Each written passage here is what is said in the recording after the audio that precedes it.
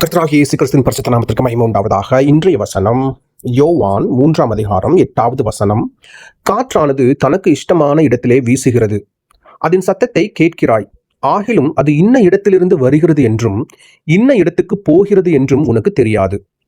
ஆவியினால் பிறந்தவன் எவனோ அவனும் அப்படியே இருக்கிறான் என்றார்.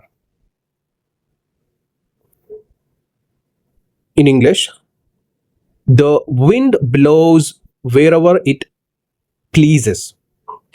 You hear its sound, but you cannot tell where it comes from or where it is going.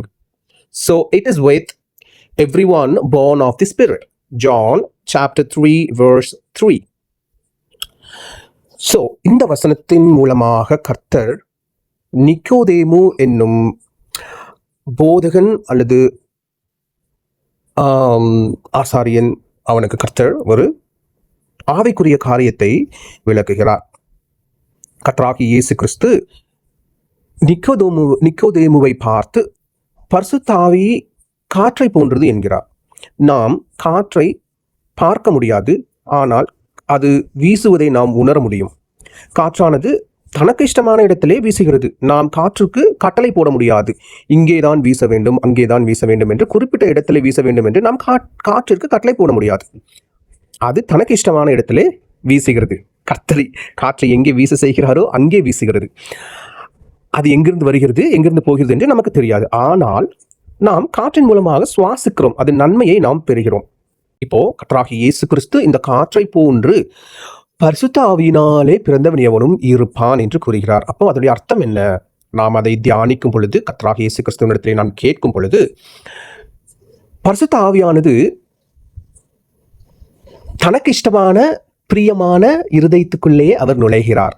யார் பரிசுத்த ஆவிக்கு இடம் கொடுக்கிறோமோ, யார் அவருடைய கடிந்து கொள்ளுதலுக்கு நாம் கீழ்ப்படுகிறோமோ, அப்படிப்பட்ட இருதயத்திலே பரிசுத்த ஆவியானவர் நுழைகிறார். அதுதான் காற்று தனக்கு இஷ்டமான இடத்திலே வீசுகிறது போல பரிசுத்த ஆவியானவரும் தனக்கு இஷ்டமான இருதயத்திலே, அதாவது தன்னை விரும்புகிற உள்ளத்திலே அவர் நுழைந்து இருதயத்திலே மாற்றங்களை கொண்டு வருகிறார். எப்படிப்பட்ட மாற்றங்களை? இந்த உலகத்துக்குள்ள காரியமான அனைத்து தீமைகளையும் விட்டுவிட்டு ஆவிக்குரிய கனிகளான அன்பு, சந்தோஷம், சமாதானம், நீடிய பொறுமை, தயவு, சாந்தம், விசுவாசம், இச்சையடக்கம், நற்குணம், இவைகளை நமக்கு தருகிறார். இந்த மாற்றத்தை நாம் நேக்கட் ஐஸ்ல நம்ம பார்க்க முடியாது. இந்த ஒருவருடைய இருதயத்தில் என்ன இருக்கிறது, ஒருவருடைய இருதயத்தில் என்ன மாற்றம் ஏற்படுகிறது என்பதை நாம் பார்க்க முடியாது. அது அந்த நபருக்கு மட்டும்தான் தெரியும். அதை போல பரிசுத்த ஆவியானவர் நமக்குள் செய்கிற கிரியையை மற்றவர்கள் பார்க்க முடியாது.